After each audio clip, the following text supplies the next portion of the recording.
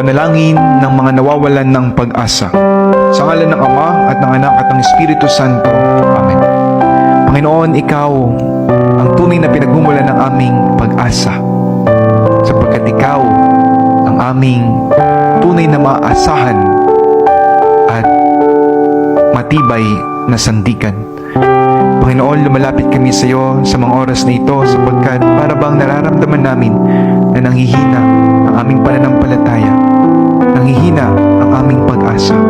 Sanhin ng napakaraming rason. Andiyan ang aming mga patong-patong na problema, problemang pinansyal, problemang personal, relational, sa pamilya. Nandiyan din ang aming mga frustrations, mga pagkakataon na nakaranas kami ng pagbagsak, na kami nakaranas na insultuhin, nakaranas ng mga iba't ibang uri ng di magagandang bagay sa buhay. Nandiyan din yung para bang nawawala kami ng purpose sa buhay.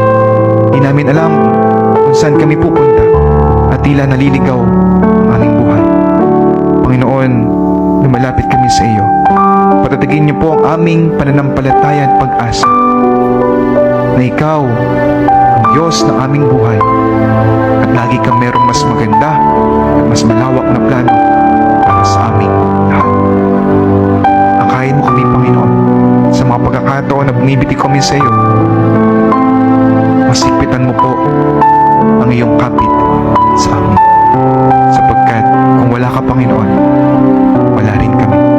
Kung wala ka, Panginoon, madilim ang aming buhay. Panginoon, maramdaman nawa namin ang iyong mahigpit na yakap. Amen.